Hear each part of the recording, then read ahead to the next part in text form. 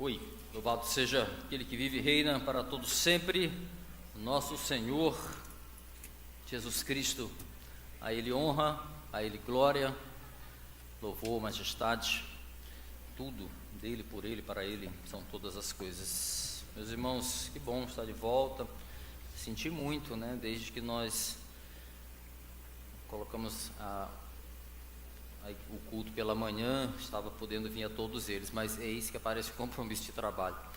Eu me ausentei, mas seriam 2 fins de semana, mas consegui, graças a Deus, estar de volta aqui para estarmos juntos nesta manhã.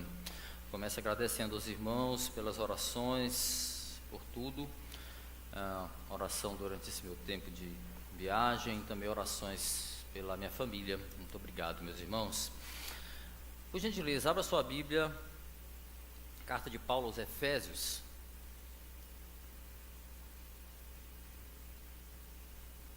Carta de Paulo aos Efésios. Meus queridos, eu queria fazer um pedido, que os irmãos nessa manhã ficassem muito atentos mesmo para essa palavra que nós vamos aprender aqui nessa carta, porque a gente vai falar de um ensino muito importante. É um ensino que pode mudar a nossa maneira de ver as coisas, até de caminhar a nossa vida cristã.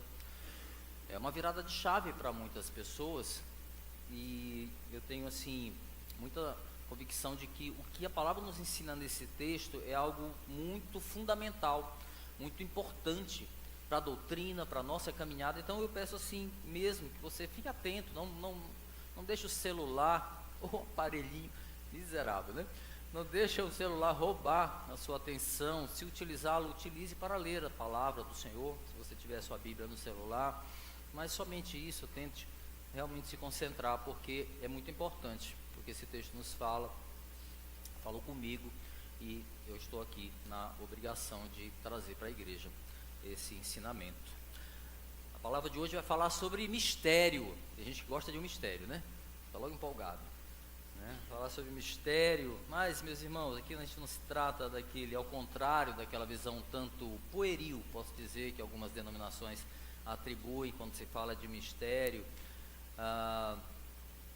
O mistério que a gente vai apregoar aqui, ele não tem nada de místico, embora ele seja sobrenatural, mas a gente vai separar bem as coisas. Trata-se de um mistério, por exemplo, que não precisa de uma revelação profética ou de um hiperpregador ungido para poder revelar esse mistério aqui para a igreja, porque a gente vai falar de um mistério há muito tempo revelado, já revelado e acessível a todos quanto por obra da graça salvadora de Deus creem e tomam posse. Vejamos então qual seja esse mistério revelado no texto da carta de Paulo aos Efésios, capítulo 1, e o que esse mistério, quais as implicações dele para a nossa vida. Então nós vamos ler Efésios, capítulo 1, vamos ler do versículo 3 ao versículo 10. Ouça com reverência e atenção a palavra do Senhor. Diz assim: Bendito seja o Deus Pai de nosso Senhor Jesus Cristo, que nos abençoou com todas as bênçãos espirituais nas regiões celestiais em Cristo. Porque Deus nos escolheu nele antes da criação do mundo para sermos santos e irrepreensíveis em sua presença. Em amor nos predestinou para sermos adotados como filhos por meio de Jesus Cristo, conforme o bom propósito da sua vontade. Para o louvor da sua glória, da sua gloriosa graça, a qual nos deu gratuitamente no amado. Nele temos a redenção por meio de seu sangue, o perdão dos pecados, de acordo com as riquezas da graça de Deus, a qual ele derramou sobre nós com toda sabedoria e entendimento, e nos revelou o mistério da sua vontade, de acordo com o seu bom propósito que ele estabeleceu em Cristo. Isto é, de fazer convergir em Cristo todas as coisas, celestiais ou terrenas, na dispensação da plenitude dos tempos. Feche teus olhos, vamos orar. Senhor, louvamos o teu santo e bendito nome, após ler a tua palavra, Senhor, te damos graça e te agradecemos, porque podemos ouvir a tua voz por meio das Escrituras e podemos aprender, Senhor, com aquilo que tu nos revela, aquilo que tu traz para a tua igreja, para edificação, para exortação, para ensino, para correção. Nos ajuda, Senhor, corrige nossos passos, fortalece a nossa caminhada neste mundo complicado, Senhor, e muitas vezes perverso. Mas tu és o nosso Deus, a tua mão está sobre nós, e todas as coisas convergem no amado, aquele que já veio, morreu e ressuscitou. Por isso nós te louvamos e te agradecemos, em nome de Jesus. Amém. Meus irmãos, eu não lembro onde eu li essa ilustração que eu vou trazer agora, porque eu li faz bastante tempo, há muito tempo, mas eu considero ela bem oportuna aqui, para introduzir aqui a nossa reflexão nesse texto da carta aos Efésios. Diz a história, um certo homem decidiu adotar uma criança, e aí ele, chegando ao orfanato, foi atendido gentilmente pela atendente responsável por apresentar os órfãos ali que estavam na casa. Ciente do perfil da maioria dos pretendentes, casais que vão, o homem, a mulher que vão à casa procurar uma criança, um filho, uma filha, ela se apressou ali em mostrar os bebezinhos, em primeiro lugar, né, os bebezinhos, porque eles eram a preferência, de fato, daqueles que desejam adotar uma criança, um filho ou uma filha. Esse é o padrão, Meus queridos, o fato de a maioria dos casais optarem por adotar recém-nascidos, aliás, é um dos fatores que justifica o fato de haver mais pessoas querendo adotar do que crianças e adolescentes disponíveis para adotar. Sabia? A conta deveria bater facilmente, né? Não deveria ter nenhuma criança disponível, porque tem mais pessoas querendo adotar do que crianças, mas o padrão, né, acaba impedindo que muitas crianças sejam adotadas.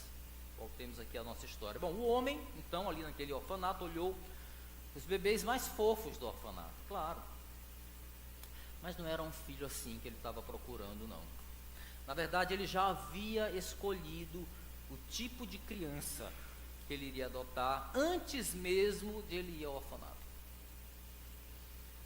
A atendente então mostra todas as crianças enquadradas na lista, né, de características mais comuns entre as pessoas que visitavam aquele lugar, sem ter mais nenhuma criança para apresentar para ele.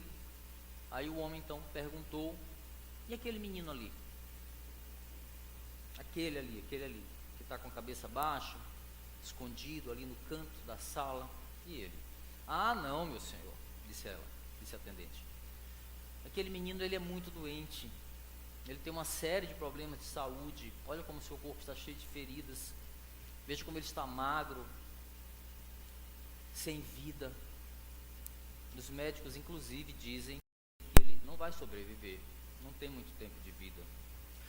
Pois é esse menino que eu escolho, é esse aí que eu quero que seja meu filho, ele disse. Bom, contrariando toda a lógica humana, aquele senhor então leva o menino condenado à morte para casa. Aí ele dá um banho, limpa carinhosamente as suas feridas, contrata os melhores médicos para cuidar dele, mas sobretudo ele ama profundamente aquela criança, melhor dos remédios. O menino não morreu, pelo contrário, ele recebeu uma nova vida, um novo lar, sob os cuidados de um pai zeloso, extremamente amoroso.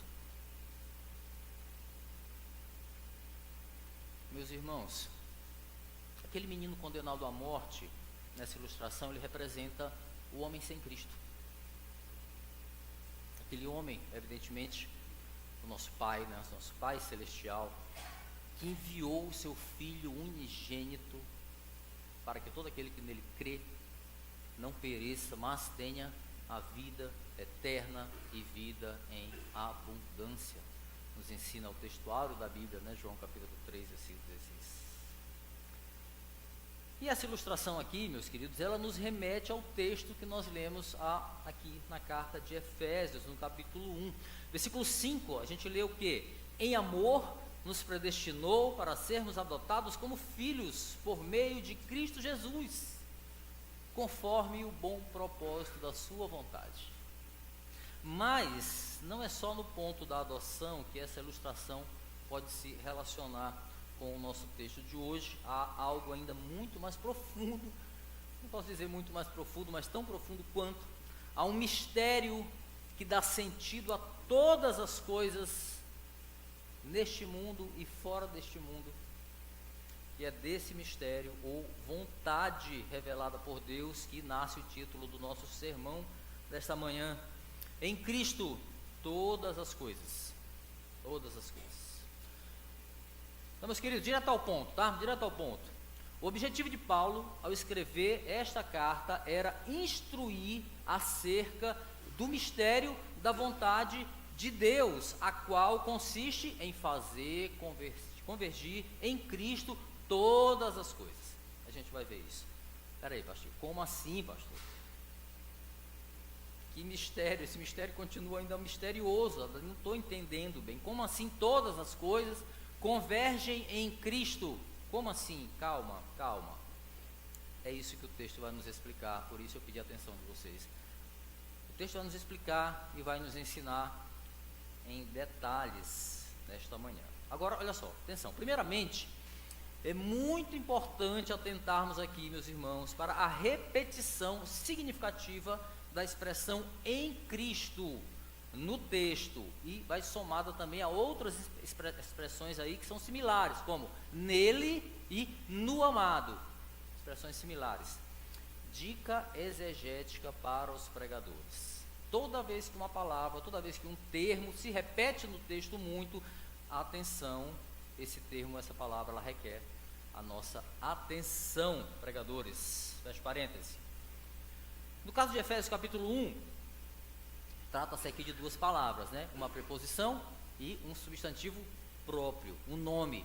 Mas juntas, meus irmãos, ela tem um significado teológico poderoso, gigantesco. O texto de hoje vai nos mostrar o quanto a nossa união com Cristo ela é absoluta, embora muitos cristãos não tenham o entendimento real disso, ou não dão o valor devido para isso. Muito bem, vamos seguindo o texto. Após saudar os irmãos com a graça e a paz de Deus e do nosso Senhor Jesus Cristo, versículos 1 e 2, uma saudação de Paulo, né? Agora ele vai expressar palavras de louvor, de honra, de glórias a Deus, por intermédio de Jesus Cristo, é o que a teologia chama de doxologia, ou palavras de louvor, de honra ao Senhor. E ao mesmo tempo o apóstolo vai apontar agora para Cristo, como sendo a origem de todas as bênçãos espirituais. Sim, meus irmãos, Cristo é a fonte das bênçãos espirituais. Olha o que diz o versículo 3, acompanha. Bendito seja o Deus e Pai de nosso Senhor Jesus Cristo, que nos abençoou com todas as bênçãos espirituais nas regiões celestiais em Cristo. Paulo estava cheio da graça, né, meus irmãos, aqui, é muito claro, cheio da graça divina quando ele escreve essa carta, por isso que brotam palavras dos seus lábios de louvor a Deus, brotam palavras da sua pena quando ele escreve essa carta, ele adora ao Senhor. São fáceis as palavras de adoração, porque ele estava cheio da graça. E ele se reporta a Deus, cheio dessa graça, falando, Deus bendito. Ele era ciente que só o Senhor é digno desse adjetivo aí. Mas na essência desse adjetivo, o homem pode ser bendito? Sim, mas somente se ele estiver conectado ao Deus bendito. Somente dessa maneira. Paulo tem o cuidado aqui de ensinar aos Efésios que a finalidade de todas as coisas que Deus realiza é o louvor da sua glória. O texto vai falar mais claramente sobre isso adiante. Esse versículo 3 aqui, meus irmãos, a gente tem que atentar porque ele é a base, ele é o alicerce aqui de toda a exposição, tá? Ele é cheio de expressões que merecem atenção. Então vamos a ela. Olha só, primeiramente ele vai dizer: bendito seja o Deus e Pai de nosso Senhor Jesus Cristo. Estamos aqui falando de uma doxologia, né? Doxologia, uma adoração de Paulo. Ele vai usar termos aqui referente à unidade de Deus Pai com o Deus Filho. Ele é Deus e Pai do nosso Senhor Jesus Cristo. Mas essa palavra de honra de Paulo aqui também vai remeter a um relacionamento pactual do Senhor com os seus eleitos também. Quanto a isso, a Bíblia fala, por exemplo, é muito comum a gente ver o Deus de Abraão, né? O Deus de Isaac, o Deus de Jacó, o Deus e Pai do nosso Senhor Jesus Cristo. Então veja que tem uma unidade entre Deus Pai e Deus Filho, e evidentemente Deus Espírito Santo, mas há também uma maneira aqui de fazer uma referência a esse Deus pactual, esse Deus que se relaciona com o seu povo, com os seus eleitos. Muito bem, esse Deus, seguindo um texto, é aquele que nos abençoou. Ele vai dizer que a NVI traduz essa bênção aqui no ato como um ato passado. Ele vai dizer: Deus nos abençoou. Outras traduções a falar que nos abençoou, tem nos abençoado. Um ato contínuo aqui. Bom, de qualquer maneira, Paulo está falando aqui de um ato que não está apenas consumado, mas ele é contínuo. O Deus que nos abençoou é o mesmo Deus que continua nos abençoando em Cristo Jesus. Ele nos abençoou com todas as bênçãos espirituais. Olha só, expressão aqui, ó, bênçãos espirituais. O que está dizendo?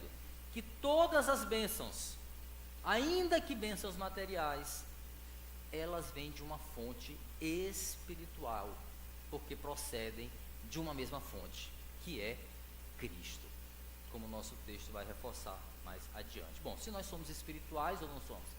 Nós somos espirituais, logo as bênçãos que nós recebemos também são espirituais, independentemente se elas são materiais ou não, elas têm uma fonte espiritual. Ele nos abençoou com todas as bênçãos espirituais, seguindo o versículo, nas regiões celestiais, ou nos lugares celestiais, conforme outras traduções. Talvez a sua Bíblia fale assim.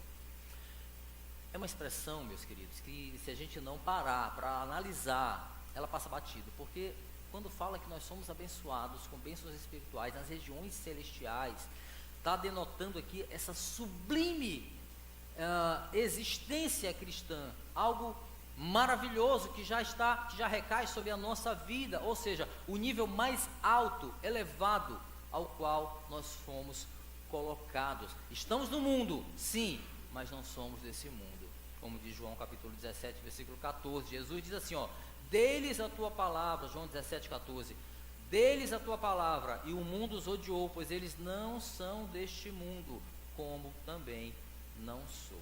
Então Paulo está chamando a atenção aqui para o fato de que, assim como Cristo está à destra do Pai, nos lugares celestiais, também nós, em Cristo, já estamos como que presentes nele, nas regiões celestiais. Dá um glória aí, dá um glória aí.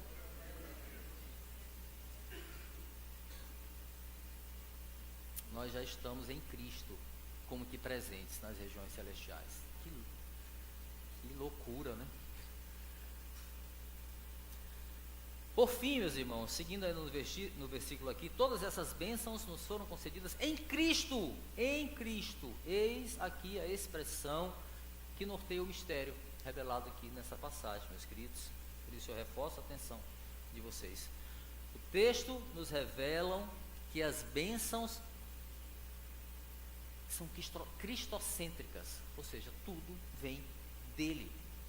As bênçãos são cristocêntricas e se manifestam a partir disso em nós. As palavras em Cristo vai indicar um relacionamento íntimo e absoluto dos crentes com o seu Senhor, com Jesus. É misterioso dizer isso, né? Mas para o crente, meus irmãos, é importante entender, vou repetir, que as bênçãos materiais que nós recebemos, elas estão diretamente relacionadas com a nossa vida espiritual, porque tem a ver, tem relação com a nossa posição, por isso elas são espirituais, mesmo sendo materiais. Que posição, pastor? Nós estamos onde? Em Cristo. Nós estamos onde? Ligados a Cristo, ligados a Ele. Mas tem a ver também com o nosso estado espiritual. Qual é o nosso estado espiritual, pastor? Em Cristo também. Em Cristo. Por quê? Porque é nele que nós temos a nossa salvação. Aleluia. Então, meus irmãos, a gente começa a ver aqui a profundidade do mistério que Paulo está falando aqui. E ele fala logo no início da carta aos Efésios. Ele já entra falando de algo extremamente profundo e fundamental para a doutrina e para a caminhada. A doutrina da união com Cristo. Os versículos seguintes vão expor essa verdade agora com mais elementos, com novos elementos. Paulo vai apresentar agora verdades tremendas acerca da eleição e do eterno propósito de Deus para os seus eleitos, para os crentes. Em Cristo, meus irmãos, nós somos escolhidos para salvação. Versículo 4 diz assim: porque Deus nos escolheu nele antes da criação do mundo para sermos santos e irrepreensíveis em sua presença. O ato da eleição, da escolha, era bem conhecido do povo de Deus. É uma fonte, inclusive, de orgulho para os judeus. Eles eram um povo escolhido, né? É isso que é mencionado no Antigo Testamento. Só que Paulo aqui se refere a um princípio de seleção que estava evidente na obra da providência divina, só que de uma forma mais ampla, num nível mais amplo. Em Cristo, a eleição não mais seria limitada ao povo judeu, como outrora parecia ser, mas agora vai abranger todos os que creem no Messias, que já veio, se fez carne, morreu na cruz, pagou o preço dos nossos pecados e ressuscitou, e agora está sentado à destra do Pai. Do mesmo modo como Israel fora o povo eleito de Deus no Velho Testamento, os cristãos são no Novo Testamento. Embora essa seja uma realidade, meus irmãos, que aponte para a nova aliança, o texto vai nos revelar que a providência existe desde quando? Desde antes da fundação do mundo. E aí esse pensamento nos leva além do tempo cronológico. Esse pensamento nos leva ao tempo da eternidade. Ao tempo da eternidade.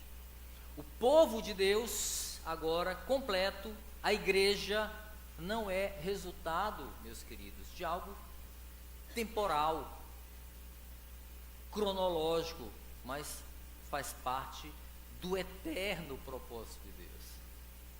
Aleluia. Quando a gente olha para esse texto, a gente vê que o cristianismo, meus irmãos, não é uma inovação, não é uma onda que cresce no mundo como sendo um fenômeno social, dada a necessidade que o ser humano tem de ter uma religião, como alguns filósofos, psicólogos querem afirmar, muitas vezes do passado, Freud, Jung, entre outros, que a religião é uma necessidade humana. Não, não é uma inovação. A igreja é a continuidade do cumprimento do plano de Deus para o seu povo. E isto foi traçado na eternidade. Aleluia.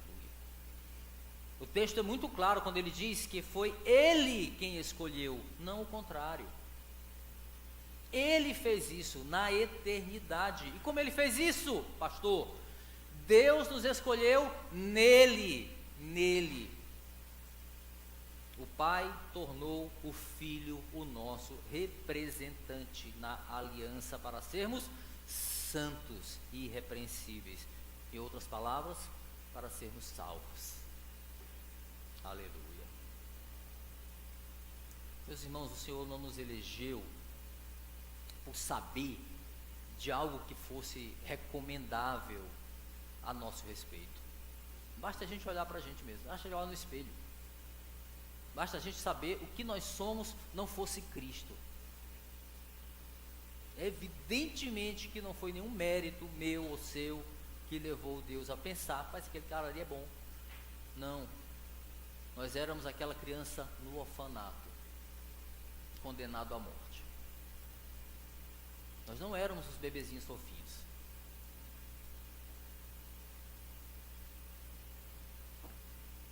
A forma do verbo escolher, que ele está usando aqui no grego, Paulo, está no passado, né?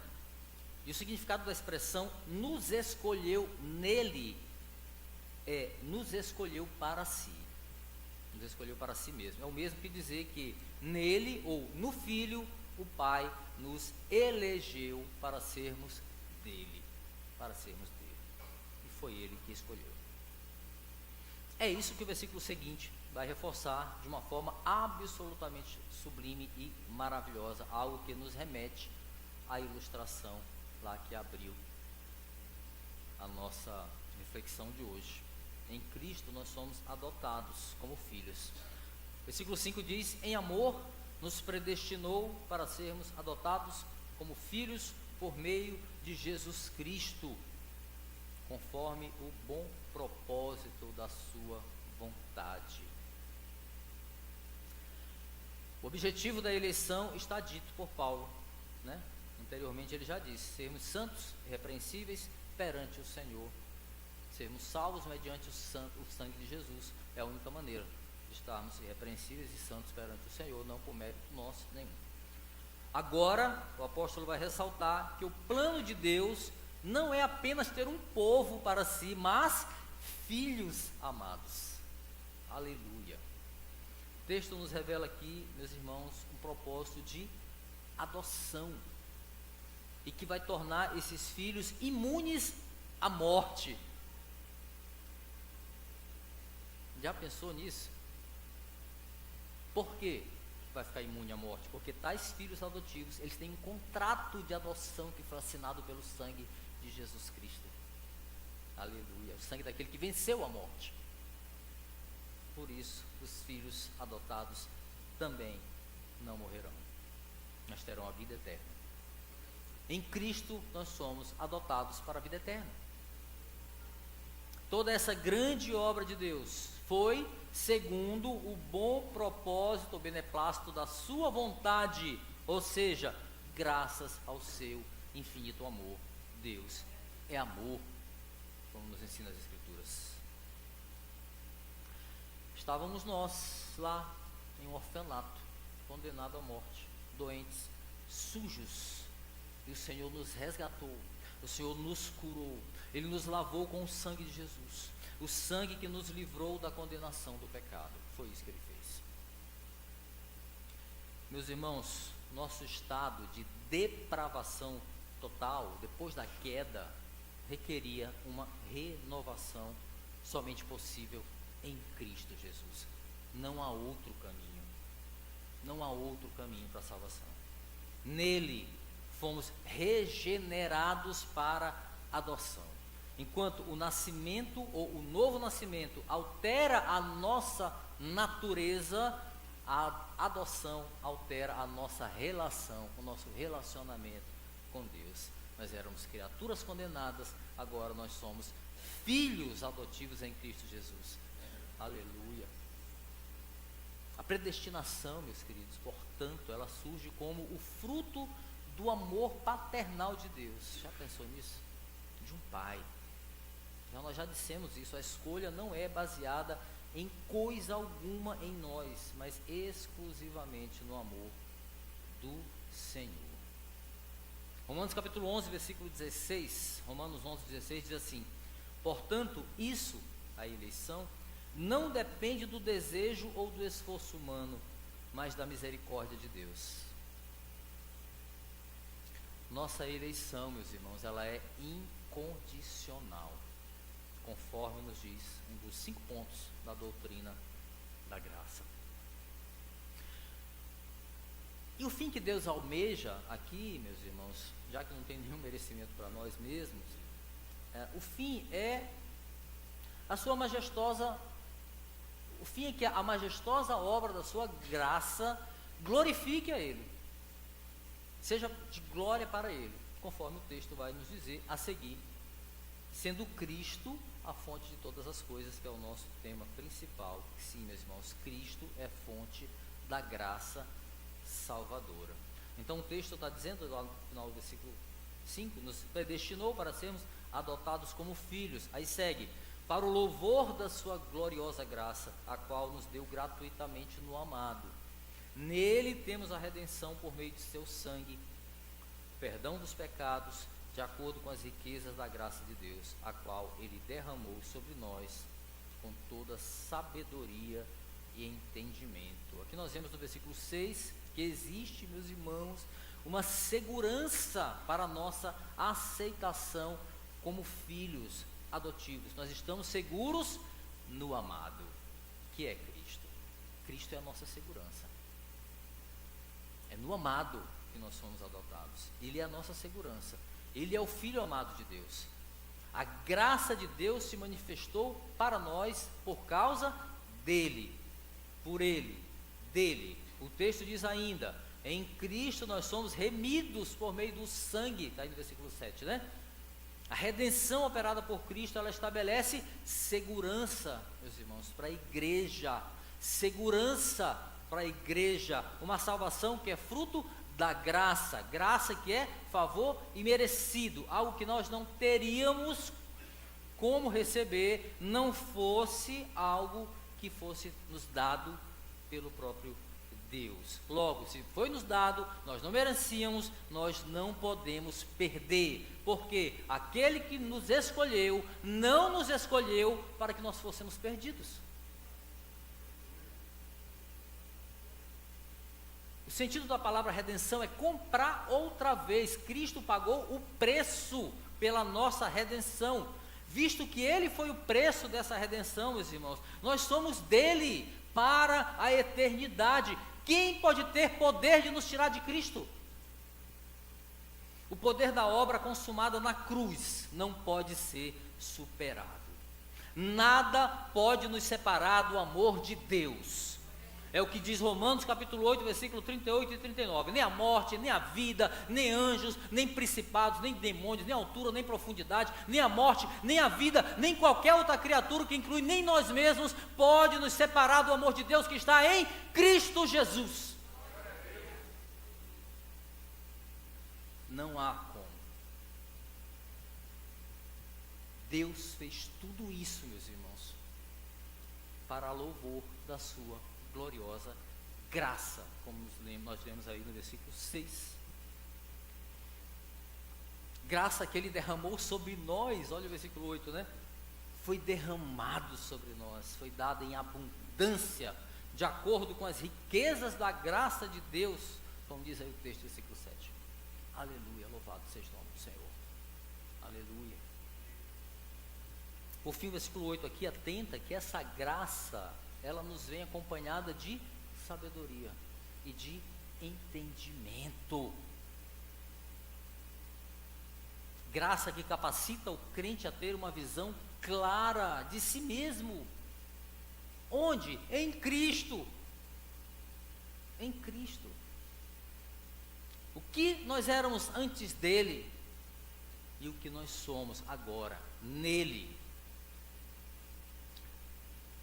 Essa visão é clara para nós? Essa visão é clara para nós, meus irmãos, o que nós éramos antes de Jesus e o que nós somos agora em Cristo. Ou é só da boca para fora? É claro isso para você, meu irmão, minha irmã?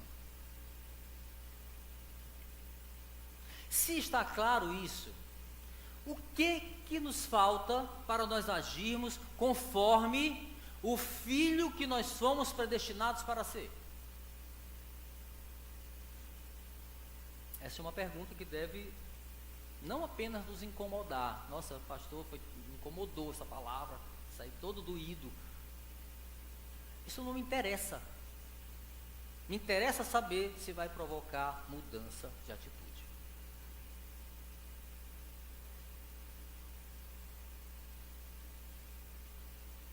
Por fim, meus queridos, chegamos ao grande mistério aqui, né, a ser revelado, sobre o qual nós falamos lá no início da nossa jornada. Tudo converge nele. Versículo 9 e 10 diz assim: e nos revelou o mistério da sua vontade, de acordo com o seu bom propósito que ele estabeleceu em Cristo. Isto é, de fazer convergir em Cristo todas as coisas, celestiais ou terrenas, na dispensação da plenitude dos tempos. Meus irmãos, a palavra mistério no Novo Testamento, ela não tem assim o sentido moderno de hoje, né, de algo curioso, de algo misterioso, de algo indecifrável, mas sim de algo que é inatingível pela razão humana, mas que agora se revelou mediante a ação graciosa de Deus.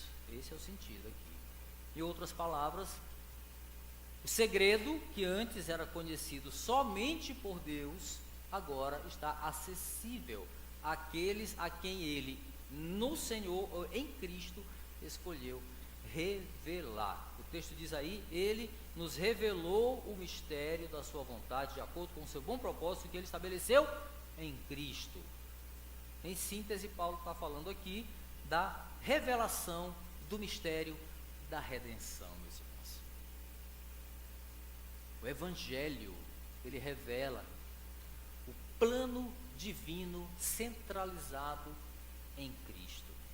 O mistério é a salvação eterna que nós recebemos em Cristo, bem como a vontade de Deus de fazer convergir nele todas as coisas, celestiais ou terrenas, na dispensação da plenitude dos tempos.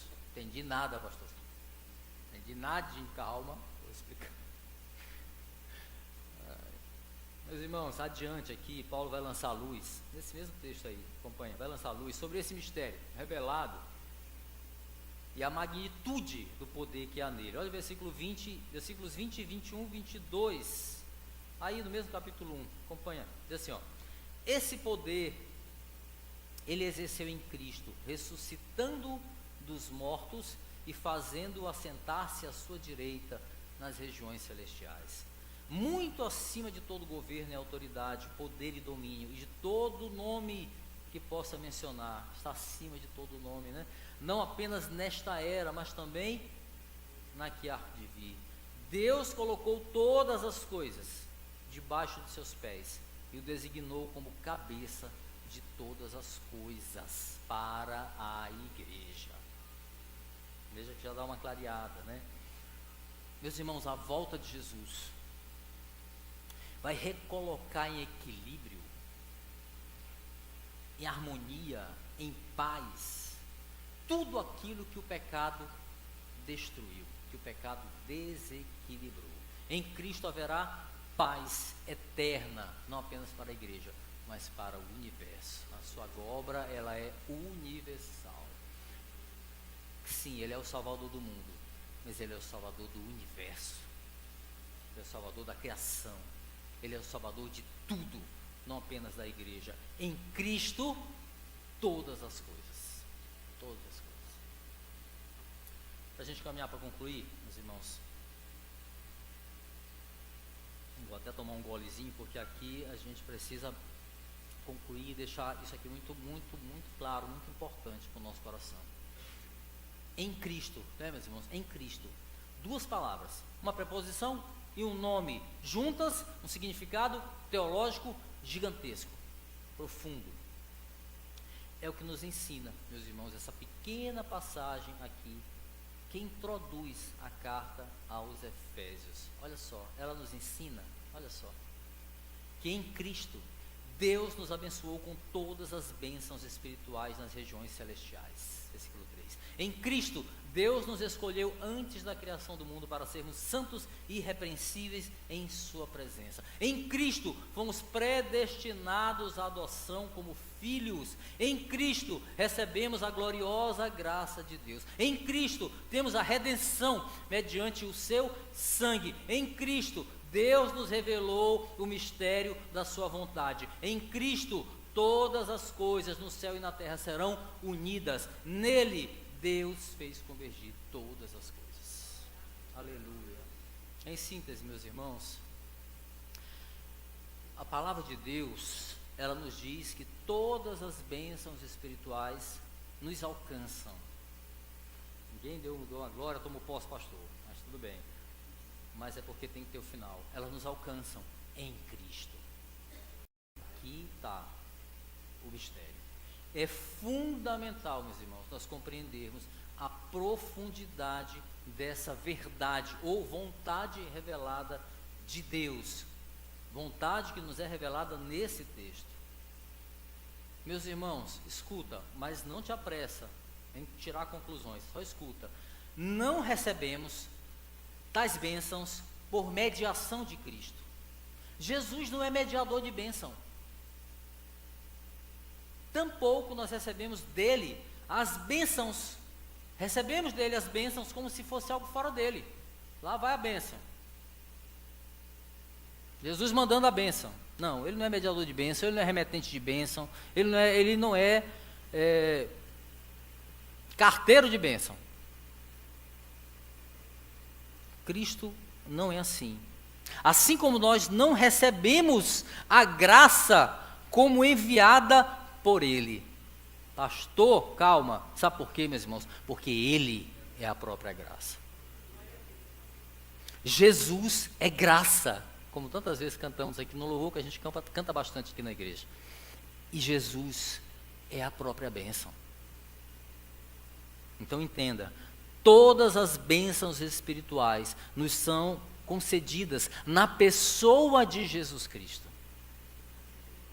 Não por intermédio ou mesmo enviadas por Ele. De forma bem clara, meu irmão, de forma bem clara, todas as bênçãos de Deus estão ligadas a Jesus. Logo, tudo que nós recebemos de Deus é resultado da nossa união com Ele. Essa verdade, meus irmãos, ela deve moldar a aplicação das nossas pregações e muito mais deve moldar a aplicação da nossa consciência. Qual seja a base de todas as bênçãos espirituais que nós recebemos nas regiões celestiais, que nós vimos aqui no versículo 3. A base está, meus irmãos, em Cristo. Deus nos justificou em Cristo. Fora dele não há justificação. Como filhos do Senhor, ou seja, pessoas que têm uma relação salvadora com Deus, somos filhos. O sentido da nossa existência está na nossa união com Cristo. O que nós recebemos do Pai, como fruto da graça salvadora, nós recebemos em Jesus. Só podemos fazer a nossa adoração, por exemplo, o nosso louvor, aquilo que nós remetemos ao Senhor, em Jesus também. Meus irmãos, eu quero te dizer uma coisa. Não adianta eu cantar o louvor mais lindo, mais bem cantado, mais bem tocado. Se eu não estiver em Cristo, não é louvor para o Senhor, porque é em Cristo que está o meu louvor. É em Cristo que está a minha adoração. Não adianta eu fazer jejum, orar, assistir todos os cultos. Se eu não estiver em Cristo, não adianta. É só mecânico. O fundamento é todas as coisas em Cristo. O que eu recebo, em Cristo. O que eu ofereço, em Cristo. Em resumo, o que Paulo está dizendo é: Cristo é a nossa vida. E é inspirado nessa verdade espiritual, o apóstolo vai escrever aos Colossenses o seguinte. Escuta, Colossenses capítulo 3, versículos 3 e 4. Pois vocês morreram, e agora a sua vida está escondida com Cristo em Deus. Quando Cristo, que é a sua vida, for manifestado, plenitude dos tempos, então vocês também serão manifestados com Ele em glória. Aleluia. Meus irmãos, fora de Cristo, a nossa vida consiste em condenação. Logo, fora de Cristo, não temos vida de verdade. continuamos mortos em pecados. A doutrina da união com Cristo é a base da nossa existência. O entendimento desse mistério é o que nos qualifica como cristãos verdadeiros, ou não. Muitos crentes, levam suas vidas buscando as bênçãos que Jesus pode dar, não é? Esquecendo que nenhuma delas nos é dada por Ele, mas nele,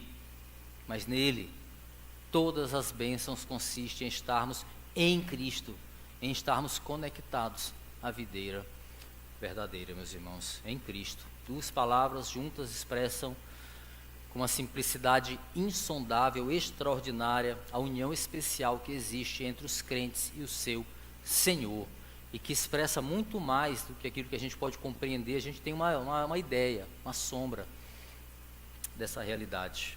Mas Deus Pai, em sua infinita graça, sabedoria, nos faz conhecer o mistério da sua vontade. Isto é, de fazer convergir em Cristo todas as coisas, celestiais ou terrenas, na dispensação da plenitude dos tempos. Meus irmãos, o reino de Deus em Cristo, ele raiou no primeiro advento do Senhor em carne, na primeira vinda do Senhor.